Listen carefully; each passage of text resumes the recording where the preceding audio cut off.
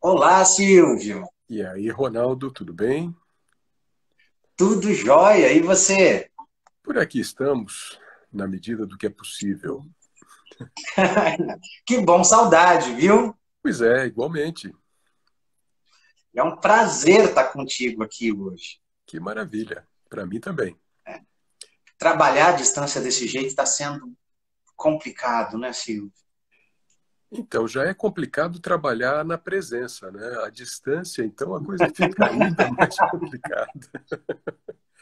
Eu não Sim, e sei você, assim, mas eu estou exausto.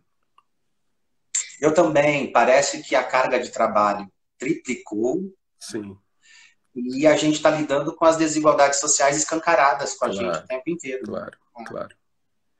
O que dificulta e muito também. É. Alguns têm acesso bom, tranquilo, facilitado, e outros ficam totalmente alijados, né? Sim, sim. Bom, o pessoal está chegando. Enquanto isso, só queria dizer, pessoal, que hoje a gente está fazendo aí mais uma discussão com essa série que acabou surgindo na minha vida de presente, chamada, que a gente está chamando aí de Em Tempos de Pandemia. Nosso convidado de hoje, o professor Dr. Silvio Galo, que vai estar discutindo com a gente transversalidade e educação, potências curriculares. Silvio, de novo, eu só queria dizer que é um prazer estar aqui contigo. Eu estou tão feliz, você não tem noção de como eu estou feliz. De verdade. Isso é muito importante na minha trajetória e na minha formação, viu? Então eu vou passar a bola para você e eu vou deixar para que você se apresente, pode ser? Pode ser? Então, fica à vontade, a palavra é sua. É, e aí você me tira a palavra quando você achar que deve, porque senão eu vou ficar com ela e não vou devolver mais, tá bom?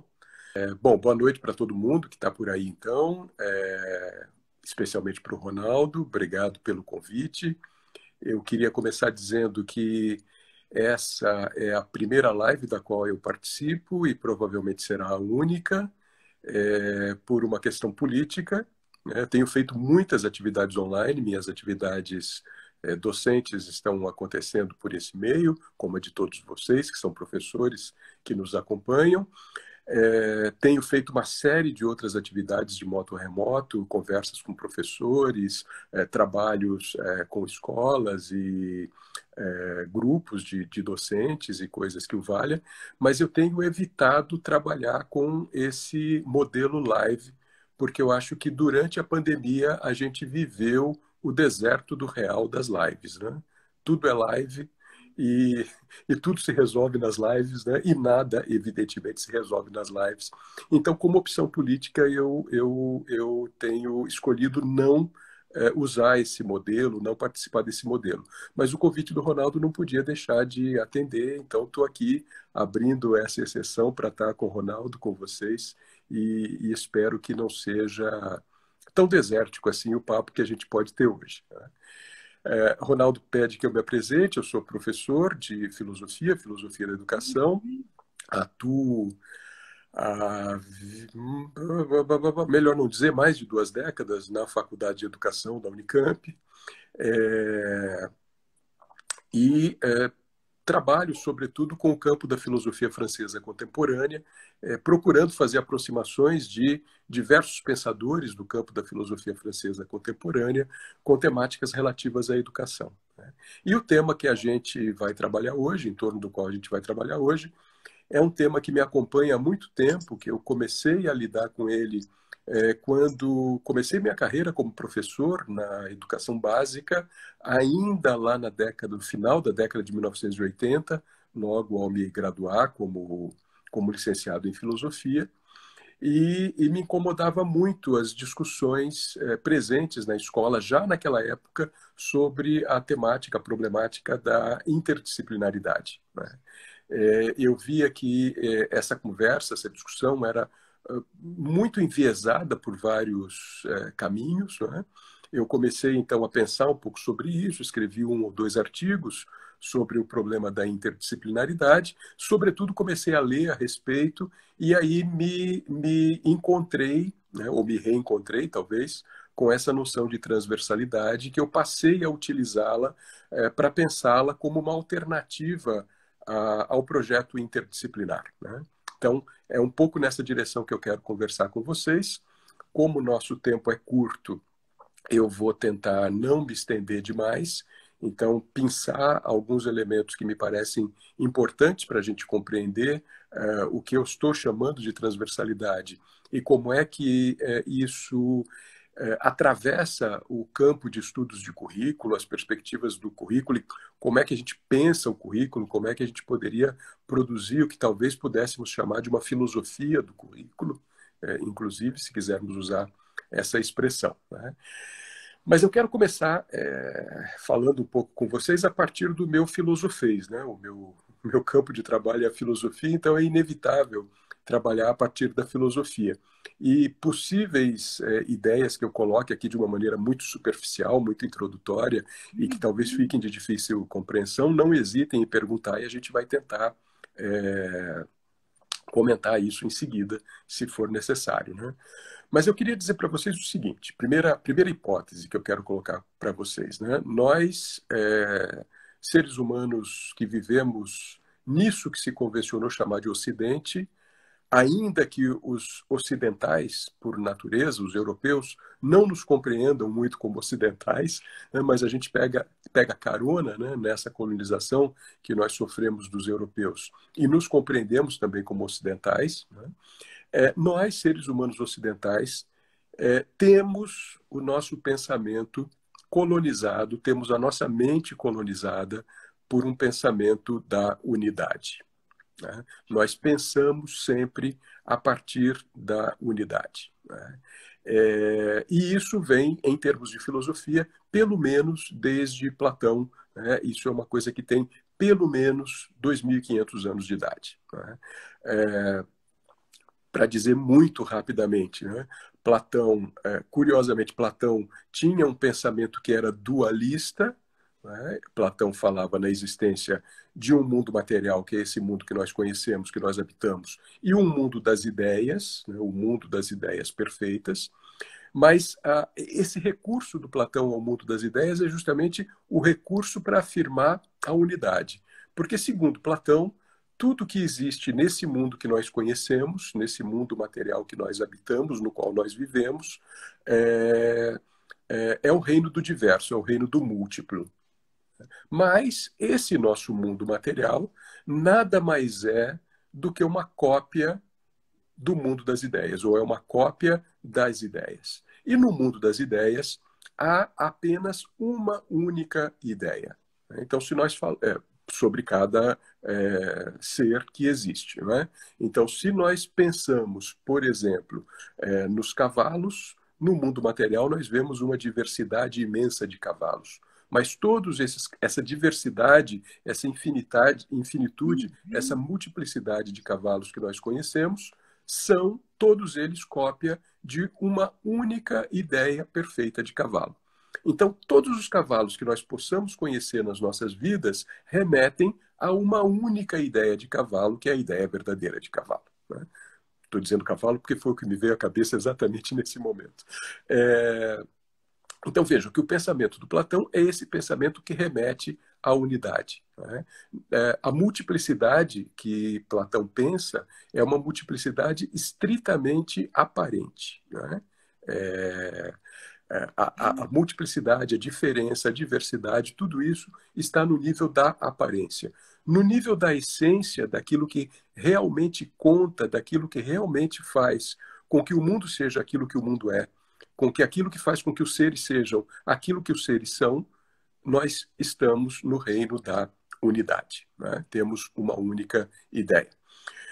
Bom, isso que eu falei telepaticamente aqui na forma de drops filosófico, né, sobre a teoria das ideias do Platão, de algum modo coloniza o nosso pensamento desde a antiguidade grega até os nossos dias e certamente vai continuar nos colonizando no futuro, né? A grande maioria dos filósofos ao longo da história manejaram com essa ideia de unidade, né? Alguns poucos filósofos procuraram escapar desse domínio da unidade no pensamento e procuraram um pensamento do múltiplo, um pensamento da multiplicidade, né? Um pensamento que, por exemplo, vai afirmar que nós não temos um mundo, o mundo, mas nós temos múltiplos mundos, infinitos mundos, né? Foram poucos os filósofos ao longo da história que investiram nessa linha de pensamento, e esses poucos filósofos que investiram nessa linha de pensamento ficaram marginalizados, né? Eu poderia citar aqui uma série deles para vocês, mas não é esse o nosso objetivo por enquanto, né? Eu quero, pelo menos, colocar essa dimensão de que nós teríamos pelo menos duas maneiras de encarar o mundo, de olhar para o mundo, de olhar para o pensamento, de olhar para a natureza, de olhar para a vida, de olhar para tudo aquilo que existe, né? Ou nós entendemos tudo isso como o reinado da unidade, do único, em que a diversidade está no plano da aparência, mas no âmbito da essência nós temos uma unidade, ou nós olhamos para tudo isso com olhos, com lentes da multiplicidade. E aí não há uma unidade a qual essa multiplicidade seja... a qual essa multiplicidade retorne, digamos assim, né? Por que eu estou dizendo isso para vocês? Porque se a gente tem essa colonização do pensamento em termos de filosofia, essa colonização do pensamento também se reflete ou se produz e se conecta com a produção no campo da educação, com as teorias educacionais, né? E eu diria, então, que as nossas teorias educacionais, de forma geral, e também as nossas práticas educacionais, porque aqui não estou fazendo separação entre pensamento e ação, entre teoria e prática, né? Mas as nossas teorias educacionais e as nossas práticas educacionais, elas também se articulam com a perspectiva da unidade, de forma geral, né? Nós talvez tenhamos também, ao longo da história do pensamento educacional, ao longo da história da pedagogia, alguns esforços de experimentar e praticar uma educação do múltiplo, uma educação pela multiplicidade, né? Mas a tônica dominante, a lógica dominante é a lógica da unidade, né? Bom, então, compreendido, espero, né? Compreendido essa premissa, esse ponto de partida, onde é que entra a conversa da transversalidade, né?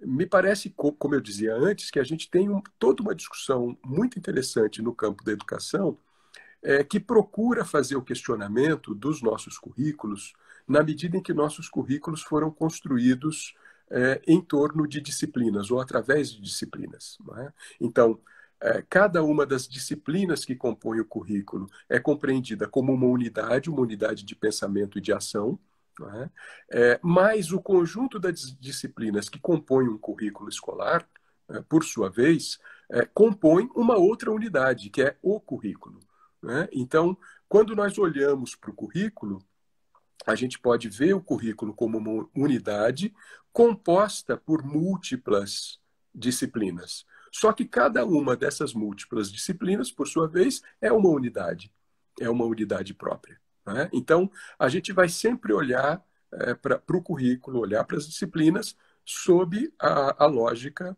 da unidade, sobre o pensamento da unidade. Nós não vamos olhar para isso como elementos que compõem uma multiplicidade de mundos, né? Nós vamos olhar para isso como elementos que, no final das contas, remetem a uma unidade.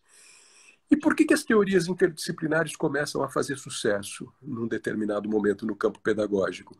Porque na educação a gente começa a se sentir saudoso de uma unidade perdida, né? Porque os nossos currículos começam a ser loteados pelos diferentes campos disciplinares, não é? E aí aquela sensação de que cada aula de cada disciplina está tratando de uma coisa que não tem a ver com as outras disciplinas, que não tem a ver com as outras temáticas e que, portanto, a gente perde essa dimensão da unidade do mundo, né? Então, quando a gente fala em pedagogia, em educação, em currículos interdisciplinares, a gente está justamente tentando exercitar essa possibilidade de recuperar uma unidade perdida, né? Se vocês tomarem um autor que é importante no campo da educação aqui no Brasil, que é o Edgar Morin, por exemplo, alguém que foi pelo menos bastante lido aqui no Brasil, e o Morin é um crítico da interdisciplinaridade, né? Porque o Morin vai propor o que ele chama de transdisciplinaridade, né? Dentro do contexto do que ele denomina pensamento complexo, né? Então, o Morin faz críticas muito interessantes à interdisciplinaridade, mas ele propõe uma transdisciplinaridade que continua no âmbito de um pensamento da unidade, né? E, inclusive, tem um livro do Morin que se intitula A Religação dos Saberes, né? Porque ele parte da ideia de que todos os saberes são, por natureza e por princípio, por definição, só que aí, quando a gente constrói as formas disciplinares de pensar, de estudar, de aprender, de ensinar, de produzir saberes, a gente desmembra esses vários saberes. Mas esses saberes, dentro de um processo de construção do conhecimento, eles precisam vir a ser religados, eles precisam retomar uma unidade de um todo complexo, de um mundo complexo, que, para ser compreendido, então, precisa ser religado, né? Precisa ser retomada essa unidade. O que eu acho que a transversalidade nos ajuda a pensar é uma espécie de alternativa a esse pensamento da unidade, na medida em que a transversalidade nos remete para a possibilidade de assumir um pensamento múltiplo, de dialogar com um pensamento múltiplo, de pensar o mundo, a natureza, a realidade, nós mesmos, como multiplicidades, né? Portanto, não como o mundo, mas como múltiplos mundos, não há realidade, mas múltiplas realidades, e não há disciplina, mas as múltiplas disciplinas, não o currículo, mas os múltiplos currículos, né? E me parece, então, que essa ideia de transversalidade pode nos servir como ferramenta conceitual para pensar essa questão e pensar nessa direção, né? Bem, de onde é que vem essa ideia de transversalidade, né? A gente poderia definir transversalidade como uma espécie de atravessamento, né? Então, por exemplo, a gente tem a ideia do corte transversal. Vocês certamente já viram imagens que falam sobre um corte transversal numa determinada, num ser vivo, numa fruta, e etc., né? Várias perspectivas distintas que a gente poderia imaginar aí para um corte transversal, né? Então, um corte que atravessa um determinado elemento, um determinado campo, um determinado objeto, né? A transversalidade implica, então, nesse atravessamento, né? Então, ela muito simplesmente é a perspectiva de um atravessamento. Pensar um currículo transversal é pensar um currículo como atravessamento, né? Atravessamento de quê? Atravessamento de campos de saberes e de campos de fazeres, de campos de ação, né? Para mim, tem muita importância a noção de transversalidade que foi pensada, discutida pelo Félix Guattari, um filósofo, psicanalista, ativista social francês do século XX. Guattari, na década de 1960, escreve um artigo intitulado A Transversalidade, que ele apresenta na Sociedade Psicanalítica Francesa, e depois esse artigo, esse texto do Guattari, reaparece publicado num livro dele que tem justamente por título Psicanálise e Transversalidade, e a ousadia do Guattari, quando dialoga com os psicanalistas franceses na década de 1960, e isso não é pouca coisa, né, porque a psicanálise na França, na década de 60, era algo fortíssimo, era algo super importante em termos culturais, acadêmicos e assim por diante, né? O Guattari ousa propor aos psicanalistas substituir a noção de Freud de transferência pela noção de transversalidade, né? E isso não é pouca coisa, né? Eu não tenho competência para discutir com vocês Freud, psicanálise, nada disso, não é o meu campo, né? Mas, assim, para quem conhece um pouco de psicanálise de boteco, pelo menos, a gente sabe que a transferência para Freud é a relação que se estabelece entre analista e analisando, né? O trabalho analítico acontece justamente nesse movimento de transferência do analista do analisando para o analista e do analista para o analisando. Né? Mas o que o Guattari vai dizer? Esse trabalho é um trabalho de natureza hierárquica, porque o analista ocupa, na relação com o analisando, uma hierarquia superior. Né? Então, no pensamento de Freud, no freudismo,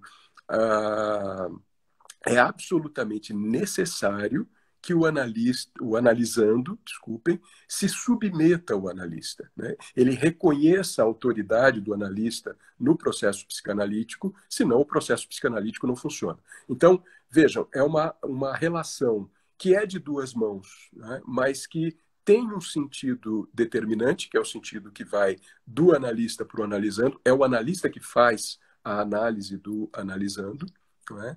Então, há uma hierarquia e há um atravessamento entre dois, né? Fechado, né? No círculo analítico, no divã, dentro daquela sala da qual não saem as informações. Né? O que o Guattari propõe? Ele propõe, a partir de uma experiência que ele teve na clínica de Laborde, lá na França, com processos de psicoterapia institucional, ele propõe que esse atravessamento terapêutico, não é, que promove o movimento psicanalítico que pode levar ao acontecimento da terapia, o Guattari diz que esse atravessamento acontece no pátio da clínica, no pátio do hospital, né, entre os pacientes. Então, ele se estabelece não apenas de analista para analisando, mas ele se estabelece entre médico e pacientes, entre pacientes e enfermeiros, entre pacientes e funcionários da clínica e entre os próprios pacientes. Né? Então, ele explode essa relação que é dual, que é única, analista analisando, colocando todos os atores de um grupo de psicoterapia institucional atuando todos eles ao mesmo tempo como analistas. Né? E aí o que o Guattari faz é deshierarquizar essa relação. Essa relação que na psicanálise é absolutamente hierárquica, o Guattari verticaliza. Né? Ele tira da dimensão horizontal e verticaliza. Né? Diz que essas relações terapêuticas acontecem na clínica como um todo. Né? Bom, eu posso estar falando um monte de besteira aqui. Eu sei que a Marcele, por exemplo, está acompanhando essa live, né? E é uma psicóloga, conhece do tema, conhece muito mais Guattari do que eu posso estar dizendo besteira, mas eu só estou querendo aqui roubar do Guattari essa ideia de transversalidade que ele apresenta nessa dimensão, né, do hospital, da clínica, da terapia, e trazê-la para o campo da educação, trazê-la para o campo do currículo, né, para que a gente possa pensar o trabalho com as disciplinas do currículo como esse atravessamento não hierárquico, né? Esse atravessamento que é múltiplo, esse atravessamento que é diverso, esse atravessamento que é uma experimentação da diferença e múltiplas experimentações da diferença e que pode nos permitir inúmeras coisas. Não é? Então, me parece que essa ideia de transversalidade nos convida, ou pode nos convidar, né, para aqueles que nós quisermos, né, aceitar esse convite, nos convida a pensar o currículo de outro modo, a olhar para o mundo de outra maneira, né, a olhar para o mundo com as lentes, os óculos da multiplicidade, da diversidade, né, e a usar essas lentes para ver o múltiplo, não para ver a unidade, né, para não buscar uma unidade, não tentar produzir uma unidade, mas sabermos viver e conviver nessa multiplicidade, né, nesse campo múltiplo. Estou frisando bastante isso porque a gente teve uma exploração aqui no Brasil, não apenas no Brasil, mas aqui no Brasil, importante em torno de uma ideia de transversalidade na educação, com os parâmetros curriculares nacionais lá no final da década de 1990, que alguns de vocês que estão nos vendo aqui talvez se recordem, outros talvez sejam jovens demais para ter experimentado essa situação. Né? Mas eu quero dizer para vocês que o que eu estou chamando de transversalidade aqui não tem nada a ver com o que foi chamado de transversalidade lá, naquele contexto. Né? Porque naquele contexto o que a gente teve foi um grupo de professores da Universidade de Barcelona, na Espanha, que propôs um currículo transversal, um currículo articulado pela transversalidade, e na concepção deles, a transversalidade seria uma maneira de colocar em prática a interdisciplinaridade, porque eles propunham, então, que a gente organizasse o currículo por disciplinas, né? Então, tradicionalmente, do jeito que o currículo é organizado por disciplinas, mas que a gente colocasse também no currículo alguns temas transversais que atravessariam as várias disciplinas. Né? Então, esses arquitetos curriculares que propuseram isso lá na década de 90, tinham muita clareza disso e propunham exatamente isso. Né? Os temas transversais não servem para substituir as disciplinas. Né? As disciplinas permanecem, mas a gente quer pensar um currículo em que os eixos não sejam as disciplinas, os eixos sejam os temas transversais. Né? Então, esses temas que atravessam as várias disciplinas são os eixos para se pensar um currículo que mantém a disciplina, mas pensado, praticado, produzido a partir desse atravessamento pelos temas. Né? Então, vejam, é uma proposta que tem o seu interesse, sem dúvida alguma, foi importada aqui no Brasil, né? O pessoal do Ministério da Educação, à época, produzindo os parâmetros curriculares nacionais, procurou implementar esses parâmetros em torno da perspectiva dos temas transversais. A gente sabe que isso acabou, naquele momento, não dando em muita coisa, né? Embora tenha sido um esforço, eu reputo, interessante, né, para se fazer, mas não é disso que eu estou falando aqui. Eu estou falando de uma outra coisa, de uma outra lógica curricular, de outras lentes para se olhar o currículo, e falando de uma outra concepção de mundo, né? Porque, no final das contas, os temas transversais pensados como vetores de produção da interdisciplinaridade, eles acabam remetendo também para um currículo único, eles acabam remetendo para a unidade. Eu estou convidando vocês, né, para a gente cair um pouco na loucura de pensar que o currículo não é o currículo, não é? Mas são múltiplos currículos. Por quê? Porque cada estudante, na verdade, produz o seu próprio currículo. Por mais que a gente apresente nas nossas escolas um currículo único, cada estudante constrói o seu próprio trânsito, faz o seu próprio percurso, significa as coisas que ele aprende e as coisas que ele escolhe não aprender, porque isso também é importante, né? Cada um significa ao seu modo. Então, de fato, a gente tem muitos currículos, a gente tem múltiplos currículos. A gente não tem um currículo. Ainda que a gente apresente um currículo, a gente não tem um currículo. A gente tem sempre múltiplos currículos. O problema é que a maioria de nós, educadores, olhando com os óculos da unidade, deixamos escapar essas multiplicidades todas, elas não nos interessam, né? E a gente olha para esse currículo como se ele fosse um currículo. Assim como a gente olha para o mundo como se ele fosse um mundo. Assim como a gente olha para o Brasil como se fosse um Brasil. Assim como a gente olha para cada um de nós como se nós fôssemos um único. Né? Mas aí a gente tem que lembrar, por exemplo, de um Rimbaud que dizia: eu sou um outro. Né?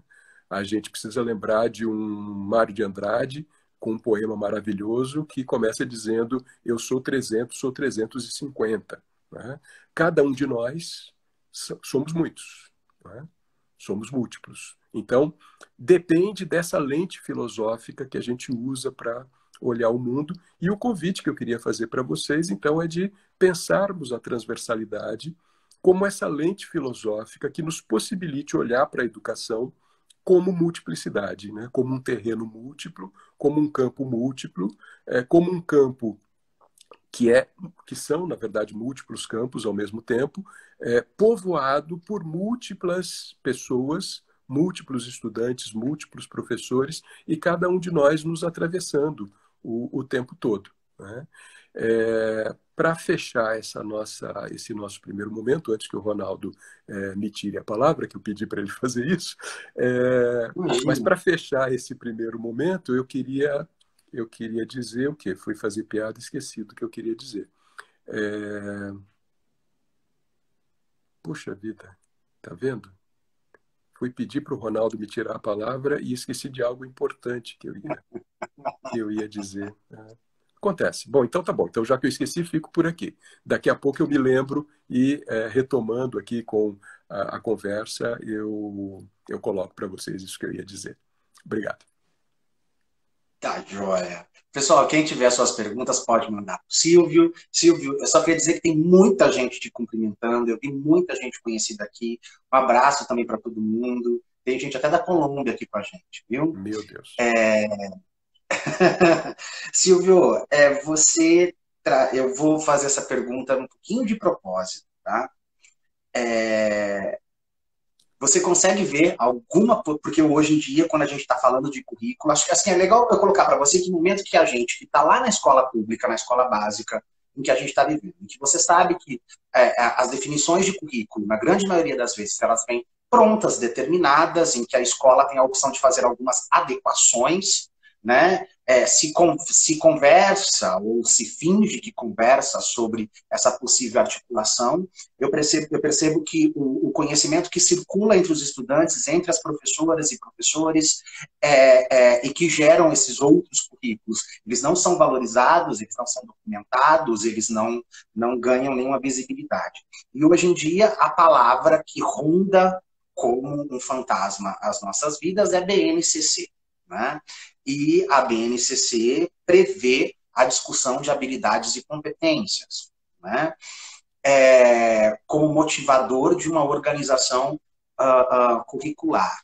Eu já escutei de várias pessoas, de diversas redes, inclusive, que a gente não precisa se preocupar com o conteúdo, mas que o enfoque tem que ser nas habilidades e nas competências. Eu queria saber um pouquinho do teu olhar para essa situação que a gente está vivendo junto à BNCC e principalmente num currículo que a gente está pensando a partir de uma BNCC, de uma maneira forçada, na condição da pandemia.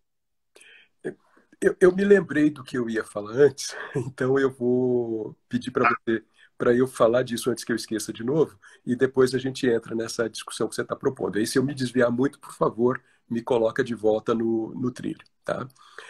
Porque eu me lembrei que eu ia justamente falar da condição que nós vivemos hoje, né? E eu ia fechar, né, a conversa falando da condição que nós vivemos hoje, porque me parece que quando nós fomos forçados, né, a migrar, né? É sempre complicado falar disso, né?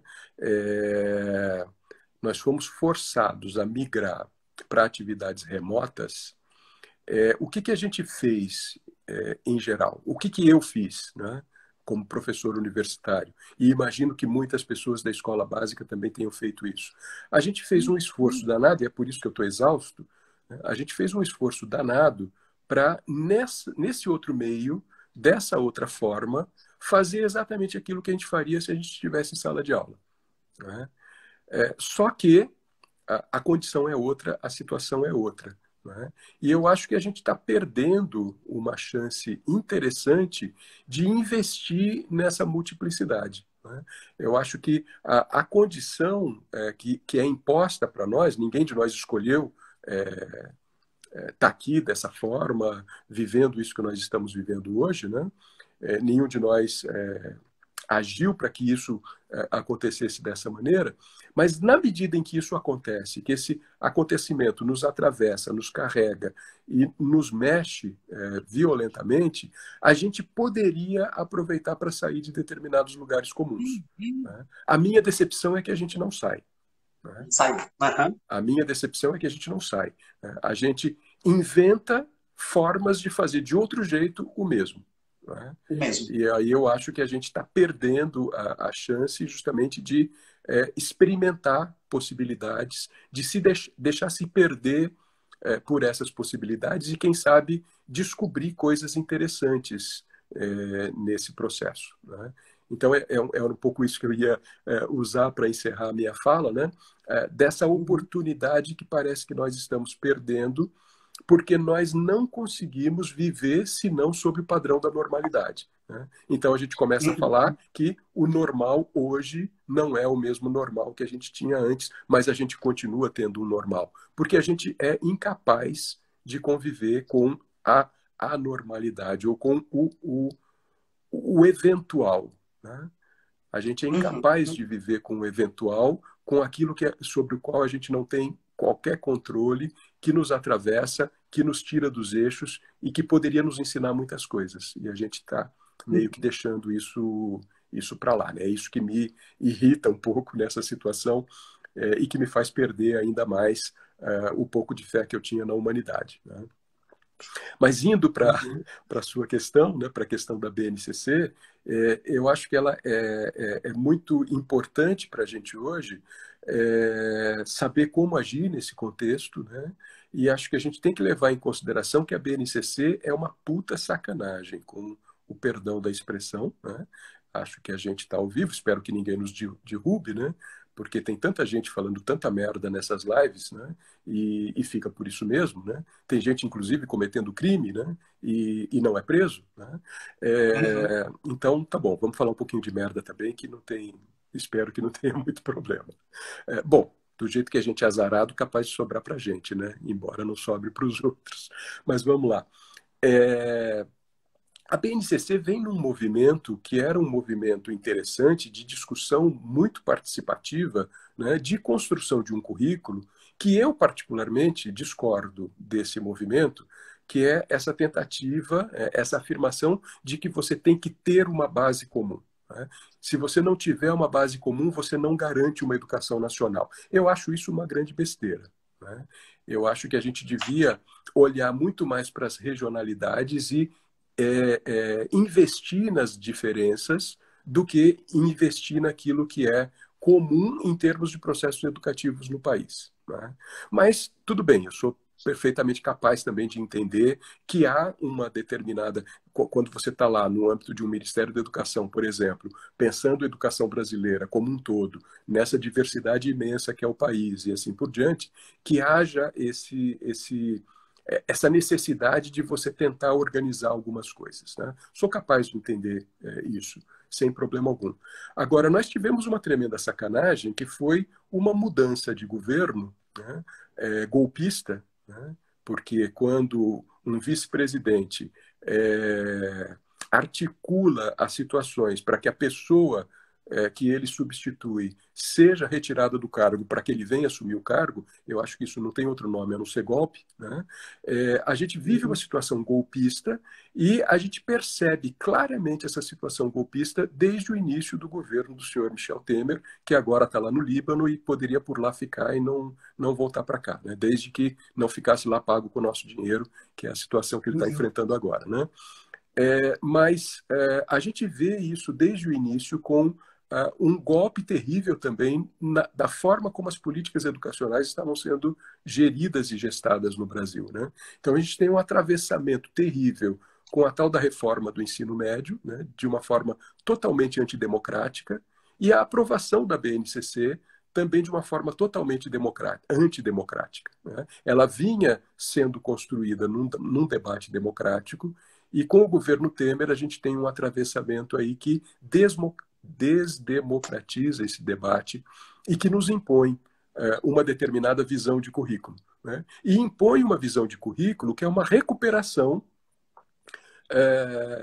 da lógica curricular que se tentou implantar no Brasil na década de 1990, né? Então, são os mesmos ideólogos do PSDB paulista que estavam no MEC durante o governo Fernando Henrique Cardoso e que produziram, por exemplo, os parâmetros curriculares nacionais, que foram levados de volta para o MEC pelo Temer e que instituíram a BNCC fundamentada em habilidades e competências, né, como era o planejamento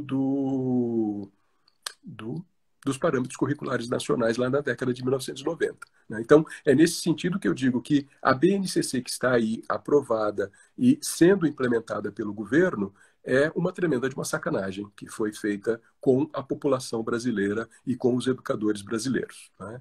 É por isso que eu conclamo a que nós façamos resistência a ela, né? Por exemplo.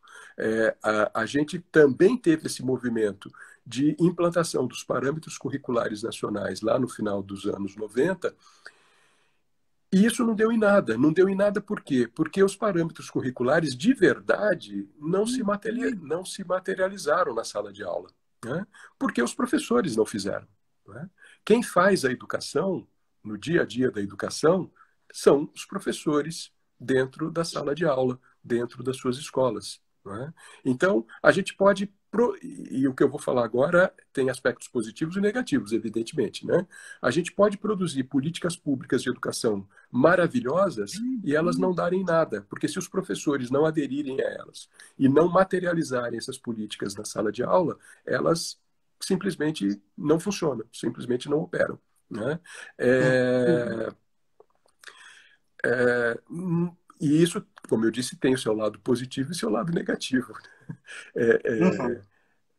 É negativo quando a gente tem uma política pública super interessante que a gente gostaria de ver implementada e a reação dos professores vai no sentido contrário, né? Mas também é Uhum. interessante quando a gente vê a força que os professores têm para implementar ou não determinadas políticas, né?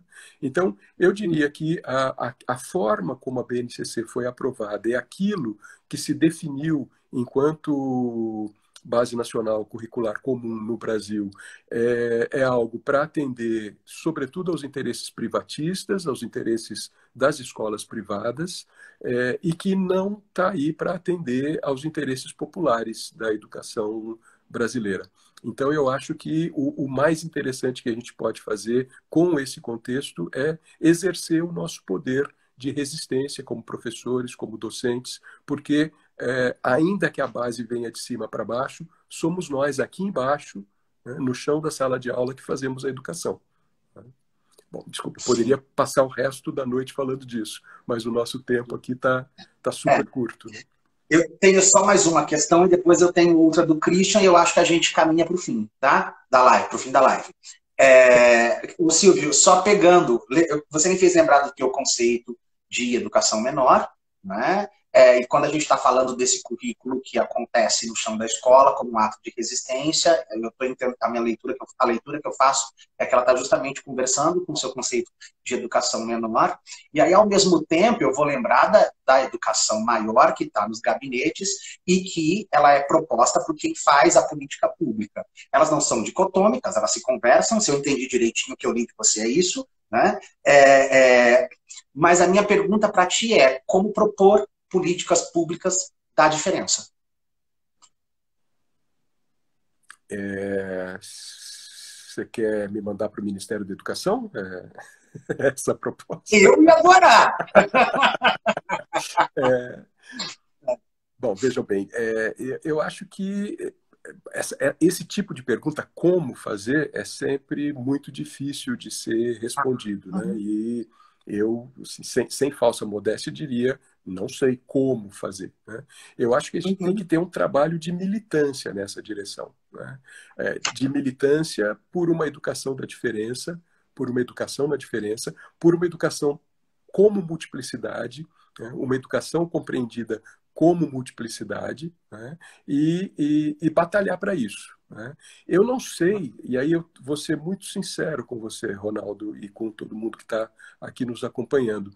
Eu não sei se o melhor lugar para fazer isso é no campo da política pública, da formulação de política pública, ou se é no terreno da sala de aula. Eu acho que é no terreno da sala de aula, porque independente da política pública que a gente tenha, é, eu acho que a gente pode produzir uma educação da diferença na sala de aula, na escola, no pátio da escola, nas relações que nós estabelecemos entre nós, nas relações que nós estabelecemos com os estudantes. Eu diria mais, eu acho que uma educação da diferença acontece, a gente queira ou não queira, né?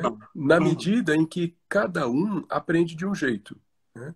Ninguém aprende da mesma forma, ninguém aprende as mesmas coisas. Só que nós, em termos de política educativa, e nós docentes em geral, somos levados, né? Somos levados a sermos vetores de unificação desses contextos, né? Alguns de nós cedem com mais facilidade a isso, né? E cumprem esse papel de ser vetor da unidade, vetor da unificação. Outros de nós resistem mais, né? E tentam é, é, lançar olhar para essa multiplicidade que acontece na escola e jogar luz nessa multiplicidade que acontece na escola e valorizar essa multiplicidade que acontece na escola e mostrar para os outros essa multiplicidade que acontece na escola. Porque eu acho que acontece muita multiplicidade. Seja a gente fazendo acontecer, seja quando a gente não faz acontecer, mas ela acontece, independente de nós. Então, eu acho que o melhor campo para isso seria o campo da atuação do professor na escola, mais do que na formação, na formulação de políticas públicas. Claro que eu acho que há políticas públicas que nos favorecem esse trabalho e políticas públicas que dificultam esse trabalho, né? Então, eu acho que a gente vinha, durante os governos anteriores, numa perspectiva de produção de política pública. Eu sou velho, eu não consigo muito falar, olhar para você e olhar as mensagens que estão aqui na tela, mas eu vi que alguém comentou alguma coisa em relação à SECADI, que trabalhava muito articuladamente com os movimentos sociais, né? Eu acho que esse tipo de política é um tipo de política que favorece um trabalho da multiplicidade, né? Ele não garante... É Barzano NB que colocou, não seria ouvir os movimentos sociais, a SECADI fazia isso muito bem. Exato, exato, né? Então, eu acho que a gente tem ali um exemplo, né, de como a gente pode ter uma política pública que favorece o múltiplo, né? Ela não produz o múltiplo por si mesma, mas ela favorece a produção do múltiplo. E a gente pode ter políticas públicas, como é o caso da atual BNCC, que não favorecem o múltiplo, né? Então, também a gente não pode ser ingênuo em relação a isso. Eu acho que há determinadas políticas públicas que nos incitam mais à multiplicidade e há determinadas políticas públicas que nos tolhem mais no contexto da multiplicidade. Mas eu acho que nenhuma delas é capaz, por um lado, de instituir por decreto a multiplicidade e nem revogar por decreto a multiplicidade, né? Eu acho que isso é o que a gente faz efetivamente no campo da escola e da sala de aula, em qualquer nível de ensino, né? Da educação infantil à pós-graduação. A Corinta está dizendo que você facilitou a vida dela, porque eu a convidei para falar sobre secretarias de educação e implementação de políticas públicas. A gente está fechando data ainda, mas logo, logo, pessoal, a gente vai ter a participação da Corinta exatamente com esse tema, tá bom? Maravilha. Silvio, o Christian, para terminar, ele está perguntando como que fica a questão da interdisciplinaridade e transversalidade na relação com o livro didático, uma vez que é o livro didático que define os currículos. Na sua maioria das vezes, né? O PNLD. Eu não sei se eu concordo com a afirmação do Christian. Não sei se é o livro didático que define o currículo. Tá?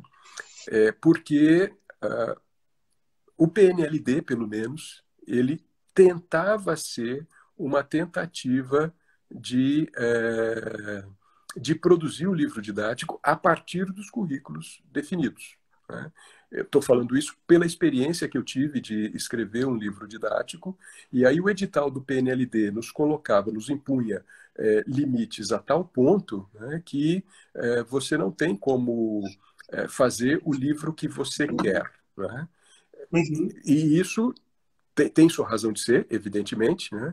Mas, por outro lado, isso também unifica muito os livros didáticos, né? Eu estou pensando, no meu caso, na minha experiência, que é o livro didático de filosofia, nós temos diferentes enfoques, mas os livros são todos muito parecidos, né? Porque os conteúdos são todos muito próximos. Porque se você não cumprir, e estou falando dos editais anteriores, né? O atual edital que saiu esse ano, né, para o livro didático, eu me recusei a participar porque eu não quero ter nenhuma relação com esse governo que aí está. Esse governo. E também porque ele é oriundo da BNCC, né? Ele faz uma articulação muito, muito grande com a BNCC e eu prefiro não me meter com isso, né? Mas de quando eu participei, me parece que há há um certo enrijecimento na produção do material, né, que, vindo da perspectiva do MEC e dos especialistas que cuidavam da produção do material didático, isso tem uma razão de ser, porque você tem que garantir uma qualidade daquele material que vai ser produzido, vai ser comprado com dinheiro público, vai ser distribuído nas escolas do Brasil inteiro, né? Então, isso tem uma razão de ser, sem dúvida alguma, mas o lado negativo disso é o engessamento que ele produz na própria criação do livro didático e faz com que os livros sejam todos mais ou menos parecidos. Então, eu não vejo muita condição de transversalidade nesse contexto, né? Mas nós tínhamos, nos editais anteriores do PNLD, e aí eu estou falando mais especificamente do PNLD de filosofia para o ensino médio, e aí o que a gente via nesses editais, né? Um estímulo à interdisciplinaridade, né? Desde a filosofia, como é que você pode propor conteúdos, propor atividades, propor situações que estimulem a interdisciplinaridade, que estimulem o diálogo com outras disciplinas, que eu acho que é o que se conseguia fazer em termos de política pública no campo da produção do livro didático, né? Então, eu acho que a gente tem aí uma articulação muito forte entre o que é a produção do livro didático, a produção do currículo e a articulação, né, desses dois campos. E o que a gente pode produzir de linha de fuga em relação a isso, né? O que a gente, dentro dessas amarras todas, para você conseguir fazer o livro e ter o seu livro aprovado no edital, porque se você está fazendo o livro mobilizado pelo edital, você quer que ele seja aprovado, né? Porque se você não quiser que seja aprovado, você já nem faz, né? Se você faz querendo que ele seja aprovado, porque você considera que esse lugar, apesar dos engestamentos, é um lugar de produzir alguma diferença, de produzir alguma possibilidade, né? A gente tem que ir tentando encontrar as brechas e os campos em que a gente pode ensejar linhas de fuga, que a gente pode ensejar escapes, ensejar possibilidades, ensejar situações que vazem, né? Que vazem dessa circunstância toda, né? Acho que é por aí que eu poderia responder. Silvio, como que eu te agradeço? Porque acho que obrigado é pouco por hoje, viu? Olha, se Eu só estivéssemos queria... juntos, a gente poderia continuar tomando o vinho que eu comecei a tomar antes de falar, né? Só não continuei tomando, porque senão ia provocar demais vocês aqui se eu ficasse tomando vinho enquanto falava, né? Mas um bom Olha, eu agradecimento. vou falar que às vezes eu engano as pessoas, porque eu ponho vinho no copo da Coca-Cola e as pessoas acham que é Coca. Mas um bom agradecimento é tomarmos, cada um no seu lugar, um vinhozinho agora, ou uma cerveja, ou uma Coca-Cola, seja lá o que for, e celebrarmos a vida, né? Sim, eu só queria dizer, Silvio, acho que as pessoas não sabem, assim, eu tenho um carinho e uma admiração muito grande por você, né? Eu queria deixar isso claro. Eu sou muito feliz hoje em poder dizer que a gente é amigo e que você tem uma participação na minha trajetória que ela é curiosa, né? Porque eu vou contar aquela historinha de novo, né? Quando eu prestei o meu mestrado, quem foi me buscar na sala de espera foi o Silvio. Ele participou da minha banca no processo seletivo. A minha primeira aula no mestrado foi uma aula do Silvio. Enfim, ele foi minha banca na qualificação do mestrado, banca na defesa do doutorado, minha banca no processo seletivo do doutorado, da qualificação do mestrado, do doutorado e da defesa do doutorado. E na defesa ele fez questão de, no finalzinho, me buscar. Ele falou, não, eu tinha que vir te buscar para completar um pouco desse ciclo. Quem me fez ler filosofia foi você que me apresentou para o Foucault e para o Deleuze. Então, assim, você tem... Eu sempre brinquei, né, falando que você foi, nesse processo todo, meu co-orientador informal, né? E, assim... E eu tô tão honrado porque você falou que vai ser a única live. Então, assim, você me deu um presente hoje que você não faz ideia. Então, assim, que bom poder estar contigo hoje, viu? Assim, de verdade, eu queria te agradecer. E, enfim, acho que é isso, né? Se você quiser Eu falar posso alguma me coisa para as contradizer e pessoas... acabar fazendo alguma outra live, né? Porque pode aparecer algum outro convite como esse seu. Mas Com só farei de certeza! novo se for alguma coisa que tenha esse sentido que teve o seu convite para mim, né? Porque eu também te admiro muito Sim. por quem você é, pela sua trajetória, pelo seu trabalho no campo da formação de professores, né? E foi muito boa a convivência que a gente teve na Unicamp durante seus anos de mestrado e doutorado, e aí não podia deixar de atender a esse seu convite, né? Já que você não nos convida para ouvir Beauvoir, né? Então, pelo menos, né, vamos dialogar, vamos conversar, vamos papear sobre as coisas que são interesses comuns. Tá certo. Silvio, então acho que é isso. Se você quer se despedir das pessoas, a gente tem mais um minutinho. Se Então, não, eu já posso dar por encerrado. nesse um minuto só, agradecer todo mundo que esteve aqui com a gente, um monte de gente que eu vi que foi passando aqui pela tela rapidamente, então um grande beijo para todo mundo, para cada um de vocês que esteve por aqui. Obrigado pela paciência de estar com a gente e espero que a gente siga se encontrando aí pelo futuro. Muita Com saúde certeza, para todo Silvio, mundo, para todo mundo. É o mais importante nesse momento. com certeza. Silvio, obrigado novamente. Pessoal, boa noite. Tchau. Tchau, Silvio. Boa noite. E a gente se encontra, tá bom? Até, O mais rápido, assim que tudo isso passar, a gente se encontra. com certeza. Então tá, joia. Tchau, tchau, pessoal.